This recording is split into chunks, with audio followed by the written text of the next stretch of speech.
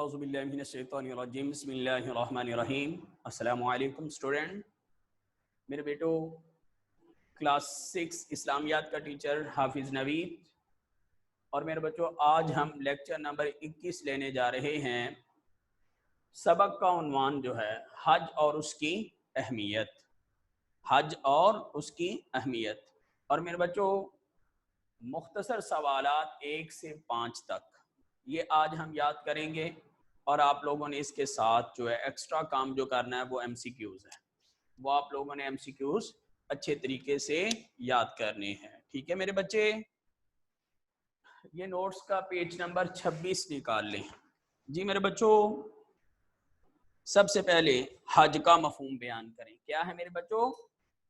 حج کا مفہوم بیان کریں۔ حج عربی زبان کا لفظ ہے جس کے معنی ارادہ کرنے کے ہیں۔ حج کا معنی کیا ہوا میرے بچوں؟ ارادہ کرنا۔ اسلام کے 5 ارکان میں سے حج 5واں رکن ہے۔ اسلام کے کتنے ارکان ہیں؟ 5، اور حج ان میں کون سا رکن ہے؟ اسلام کا کون سا رکن ہے؟ 5واں۔ یہ بات یہ ذہن نشین رکھنا ہے، یہ MCQs میں بھی بات آئی ہوئی ہے۔ جی میرے بچوں سوال نمبر 2 ہے عازمین حج سے کیا مراد ہے؟ جی میرے بچوں دیکھیے، حج کرنے کی غرض سے دنیا بھر کے مسلمان سفر کرنے کا ارادہ کرتے ہیں، یہ مسلمان عازمین حج کہلاتے ہیں۔ یعنی جو لوگ حج کا کرنے کا ارادہ کرتے ہیں، حج کرنے کا ارادہ کر کے سفر کرتے ہیں، ایسے لوگوں کو عازمین کہا جاتا ہے۔ جی میرے بچوں تیسرا سوال ہے مناسک حج سے کیا مراد ہے؟ جی میرے بچوں دیکھیے، حج ایک جامع عبادت ہے جو کئی عبادات کا مجموعہ ہے۔ یہ عبادات مناسک حج کہلاتی ہیں، مثلاً رمی، جمرات، سعی، طواف کعبہ اور قربانی وغیرہ کرنا، یہ حج کے ارکان ہیں، یہ مناسک ہیں۔ طواف کرنا، صفا و مروہ پہ چکر لگانا، شیطانوں کو پتھر مارنا، مزدلفہ، عرفات اور منی میں جانا، میرے بچوں یہ سارے کے سارے کیا ہیں؟ حج کے مناسک ہیں، جنہیں اللہ نے سورہ بقرہ میں 2 پارے میں ارشاد فرمایا شعائر اللہ۔ وہ صفا اور مروہ پر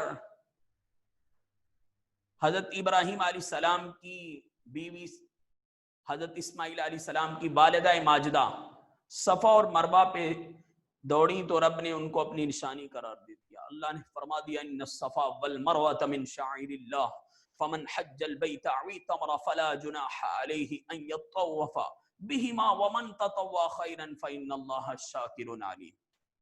یہ صفا اور مروہ پر سعی کرنا، دوڑنا اللہ کی بندیا کا ایک کام تھا، اللہ نے اس کو اپنی نشانی بیان کر دیا، اللہ نے اس کو اپنی نشانی قرار دے دیا۔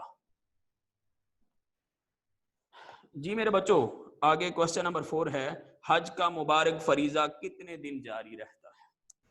حج کی عبادت 8 ذی الحجہ کی صبح سے شروع ہو کر 12 ذی الحجہ کی شام کو مکمل ہوتی ہے۔